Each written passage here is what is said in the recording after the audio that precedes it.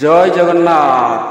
मातुलजस्य गोविंद पिता जस्य धनंजय सभीमनो के नरण मध्ये निहतमान। जार मामू स्वयं भगवान, जार पिता स्वयं अर्जुन, से व्यक्तिर किपरि महाभारत युद्ध रे हत हुए अभिमन्यु कथा मु कहूँ। तेणु से कपाल लिखन के करिवान आमर कहते से विषय आसु जाना। कपाल कौन कहे, कपाल रेखा को पढ़िबा। कपाल रे देखंतु मु कहूची जे तीनोटी रेखा रहिले केते वर्ष परमायु सूचाए, चारोटी पांचटी रे केते वर्ष सूचाए एवं यार कम बेसी केते वर्ष हुए। आपण पूरा वीडियो को देखिकी तापरे जाइकी विचार करिवे, नने सेमती विचार करले किछि फल मिलिबो नाही। देखंतु तीनोटी को कुआ जाउची जे 60 रु ऊर्ध्व, चारोटी को 80 रु ऊर्ध्व वर्ष परमायु, पांचटी को 100 रु ऊर्ध्व वर्ष परमायु कहूची। किंतु आउ जेटा स्पष्ट देखा न जाए ताकू 90 रु ऊर्ध्व एवं जेटा छिन्न विच्छिन्न थाए 80 रु ऊर्ध्व। किंतु ए सबरो मध्य कम बेसी हुए। देखंतु रंग जदि पीत वर्ण रंग थिबो छेड़ा छेड़ा देखा जाउथबो, स्पष्ट हो बा स्पष्ट भाव देखिले जना पड़ सब छेड़ा छेड़ा पीत छेड़ा छेड़ा देखा जाउथबो। से पित्त वृद्धि धातुक्ष को सूचाए।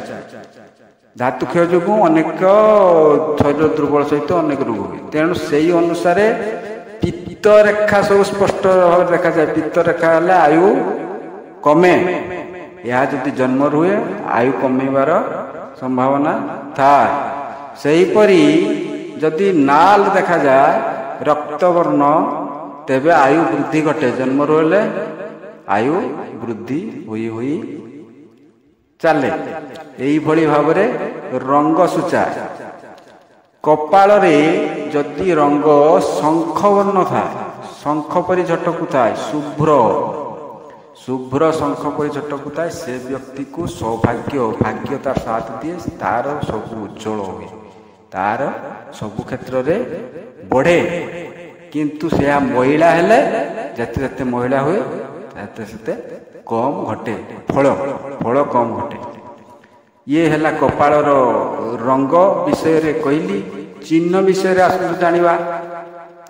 चिन्ह जदि माने ज्ञानेन्द्रिय आखि को जमी ध्यान सहित चाहिए जमी तार सीधा ये आपण किरण माने आलुओ जमी पड़े से सीधा सड़क रेखार जदि नाकरे थी ज्ञानेन्द्र सीधार तिल चिन्ह थी कला ही टे नाल वर्ण देखा जाउथबो, से व्यक्ति ज्ञानी होती। तेणु से व्यक्तिर जदि कला टिके भाग रहिबो ज्ञान कम घटे। तिल चिन्ह मथार कपालर उपरे थिले पुरुष मानकर डाहाण क्षेत्र रे जे क्षेत्र रे हुए, विशेषकर पुरुषर डाहाण, नारी मानकर बाम क्षेत्र रे जदि था कला थिले रहिले तो फल भल आसेनी, किंतु कला थिले अति खराब भाव फल प्रदान करे। जदि छातीर देखिबो डाहाण पाखरे पुरुषर बाम पाखरे स्त्रीर छातीर जदि थिबो, से व्यक्ति को एही चिन्ह तिल चिन्ह जाइछि जाइबंधन तिल चिन्ह, से व्यक्ति धनी हेबाकु सूचाए। धनी किंतु कला रहिले फल आसेनी, टिके नाली वर्ण हवा दरकार। आपण देखंतु नाकर गठन शैली पद्म फूल भली अग्रभाग थिबो, से व्यक्ति भल। जते जते बेढंगिया हिथिबो नाक, से व्यक्तिर फल भल आसे नाही। नाकटा को विशेष करी गुरुत्व दिया जाए। कान विषय भली कानर गठन शैली विभिन्न प्रकार कानिया अछंती, संसा कानिया, हाथ कानिया, एमती ठुला कानिया। तेणु कानर गठन शैली नेकी मध्य फल उपरे प्रभाव पकाए। आपण जानिथिबे मुझे रेखा गुड़ाक कथा कहली जे रेखा सब किए केते वर्ष परमायु दिए, कहार केते कमी जाए। ता भितरे जो मानकर टिके छिन्न विच्छिन्न रेखा थाए से माने टिके कपटी लंपटी बागिया टिके तांकर स्वभाव प्रकाश पाए। स्पष्ट रेखा रहिले भल अति उत्तम थाए। ଆସନ୍ତୁ ବ୍ରହ୍ମତାଳୁ ବିଷୟରେ ଜାଣିବା। ବ୍ରହ୍ମତାଳୁ ଯାହାର ଯେତେ ଭଲ ବଡ଼ ସେ ବ୍ୟକ୍ତି ସେତେ ଜ୍ଞାନୀ ଧନୀ ମାନି ହୁଅନ୍ତି। ବ୍ରହ୍ମତାଳୁକୁ ତ ଜାଣିହେବନି, ବିଶେଷ କରି ମୁଣ୍ଡର ଆକୃତିରୁ ସେଟାକୁ ବିଚାର କରାଯାଏ। ଆସନ୍ତୁ ଜାଣିବା ସେମିତି ଗୁଡ଼ ବିଷୟରେ, ପାଦ ବିଷୟରେ, ଏସବୁ ଅଛି, କର୍ଣ୍ଣମୁଖ ଏସବୁକୁ ନେଇକି ସବୁ ବିଚାରକୁ କରାଯାଏ। ବିଶେଷ କରି ପୁରୁଷମାନଙ୍କର ଟିକେ କ୍ଷେତ୍ରରେ ଯାହା ହେଉନା କାହିଁକି ଫଳ ତ ମିଳେ, କିନ୍ତୁ ନାରୀମାନଙ୍କ କ୍ଷେତ୍ରରେ ଟିକେ ବିଚାର ଅଧିକ କରାଯାଏ। ନାରୀମାନଙ୍କର କେଶ ଯେତେ କଳା ଲମ୍ବା ହେଇଥିବ ସେ ବ୍ୟକ୍ତିର କପାଳ ସେତେ ସୁଦୃଢ଼ ସୌଭାଗ୍ୟବତୀ ଦିଗକୁ ଗତି କରାଏ। ନାରୀମାନଙ୍କର କପାଳ ଯଦି ଉଚ୍ଚା ହେବ ଶୁଭ ଫଳ ନାହିଁ, ରିଷ୍ଟ ଯୁଗ ଥାଏ। ତେଣୁ ନାରୀମାନଙ୍କର କପାଳର ସେଇ ସମ୍ପୂର୍ଣ୍ଣ ସୁନ୍ଦର ହେବା ଦରକାର। ନାରୀ ପୁରୁଷମାନଙ୍କର କପାଳରେ ମୁଁ କହିଲି ଯେ ଯେମିତି ସାମାନ୍ୟ ଉଞ୍ଚା ଥିଲେ, ଶଙ୍ଖବର୍ଣ୍ଣ ଥିଲେ, ଝଟକୁ ଥିଲେ ଭଲ ଫଳ ମିଳେ। ଯେତେ ଯେତେ ଗହିରା ହେବ ଫଳ କମିଯାଏ, କୃପଣ ଆଡ଼ କୃପଣତା ବୃଦ୍ଧି ପାଏ, କର୍ମକୁଣ୍ଠ ହେବାର ସମ୍ଭାବନା ଥାଏ, କର୍ମକୁଣ୍ଠ ଏମିତି ବିଭିନ୍ନ ପ୍ରକାର ଅଛି। ଆପଣ ଜାଣନ୍ତୁ ନାରୀମାନଙ୍କ କ୍ଷେତ୍ରରେ ଏ ଆଙ୍ଗୁଳି ସବୁ ବିଶେଷ ଭୂମିକା ନେଇଥାଏ। ଗୁଡ଼ ଆଙ୍ଗୁଳି, ପାଦ ଆଙ୍ଗୁଳି, ଏସବୁ କଟି ଦେଶ ସରୁ ରହିଲେ ଭଲ, ସ୍ଥୂଳାକାୟ ରହିଲେ ସେତେ ଭଲ ଆସିବନି ଫଳ, ସୌଭାଗ୍ୟବତୀ ଦିଗକୁ ଯିବନି।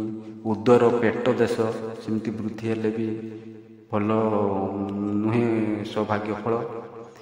ନାରୀମାନଙ୍କର ଆଙ୍ଗୁଳି, ଗୁଡ଼ ଆଙ୍ଗୁଳି, ହସ୍ତ ଆଙ୍ଗୁଳି ଏସବୁ ଯେତେ ଭଲ ଗଠନ ଶୈଳୀ ହେଇଥିବ, ଖଣ୍ଡିଆ ହେଇନଥିବ କି ବେଢଙ୍ଗିଆ ହେଇନଥିବ, ସେମାନଙ୍କୁ ସୁଲକ୍ଷଣ କୁହାଯାଏ। କେଶ ତ କହିଲି କଳା ସହିତ ଗୁଡ଼ ଆଙ୍ଗୁଳି, କଟି, ଉଦର ଏସବୁ କଥା ମୁଁ କହିଲି। ନୟନ କଥା କହୁଛି, ପଦ୍ମନୟନା ଅଛି, ଭଲ ନୟନ।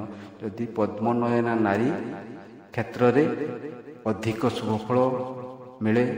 ତେଣୁ ନୟନ ସହିତ କପାଳର ନାରୀମାନଙ୍କର ବହୁତ ସମ୍ପର୍କ ରହିଛି।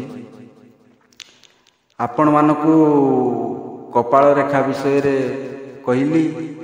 ଏଇ କପାଳ ରେଖାକୁ ଆପଣ ଯେ ପଢ଼ିବେ ତାର ବର୍ଣ୍ଣ ଅନୁସାରେ ପଢ଼ିବେ। ବିଶେଷ କରି ଆୟୁସୀମାକୁ ବର୍ଣ୍ଣ ଅନୁସାରେ ନେବେ। ପିତ୍ତବର୍ଣ୍ଣ ଥିଲେ କମିବାର ଥାଏ, ସେଥିପାଇଁ ଯତ୍ନବାନ ହେଇ ଆପଣମାନେ ପିଲାର ଯଦି କପାଳରେ କିଛି ଆସୁଛି ନୀଳବର୍ଣ୍ଣ, ତେବେ ତାକୁ ଓର ଧାତୁ କ୍ଷୟ ହେଉଛି ବୋଲି ଜାଣିବେ। ତେଣୁ ତା ପାଇଁ ବି ସଜାଗ ହେଇପାରିବେ। ଆଉ ସେଇନ ବିଶେଷ କିଛି ନାହିଁ ମୋର କହିବା କଥା। କପାଳକୁ ତ ଆପଣ ଜାଣିବେ, କିନ୍ତୁ ଗୋଟେ କଳା ହଉ ଧଳା ହଉ, କଳା ଆପଣ ଭାବିବେ କଳା ମନୁଷ୍ୟର ଶଙ୍ଖ ଭଳି କପାଳ ଆସିବ କ'ଣ? ନାଇଁ, ରେଖାକୁ ଦେଖିବେ। କପାଳର ଆକୃତି ନେଇ କପାଳ ରେଖାକୁ ପଢ଼ନ୍ତୁ। କପାଳ ରେଖା ଶଙ୍ଖ ଭଳି ଝଟକୁ ଥିଲେ, ରେଖା କେବଳ ରେଖାକୁ ହେଲା। କଳା ଲୋକର ବି ବହୁତ ଭଲ ଅଛି। କଳା ଲୋକ ବହୁତ ବ୍ରେନି, କର୍ମଠ, ଆୟୁଷ ବୃଦ୍ଧି ହୁଏ। କଳା ଲୋକ କ୍ଷେତ୍ରରେ ବିଶେଷ କରି ପିତ୍ତବର୍ଣ୍ଣକୁ ପଢ଼ି ହୁଏ ନାହିଁ। ପିତ୍ତବର୍ଣ୍ଣ ଯେ ନାଲି ବର୍ଣ୍ଣକୁ ପଢ଼ି ହୁଏ ନାହିଁ। ତେଣୁ କଳା ଲୋକକୁ ପଢ଼ିବାକୁ ହେଲେ ଟିକେ ଭଲ କରି ପଢ଼ିବାକୁ ପଡ଼ିବ, କିନ୍ତୁ ଗୋରା ଲୋକକୁ ପଢ଼ିବା ପାଇଁ ଟିକେ ସହଜ ହୁଏ। ତେଣୁ ଏହିସବୁ ବିଷୟରେ ମୁଁ ଯାହା କହିଲି ଆପଣମାନେ ତାହା ବିଚାର କରି ହିଁ ପଢ଼ିବେ। ରହିଲି ଆପଣଙ୍କର ରବୀନ୍ଦ୍ର କୁଲ୍ହାରୀ, ନମସ୍କାର।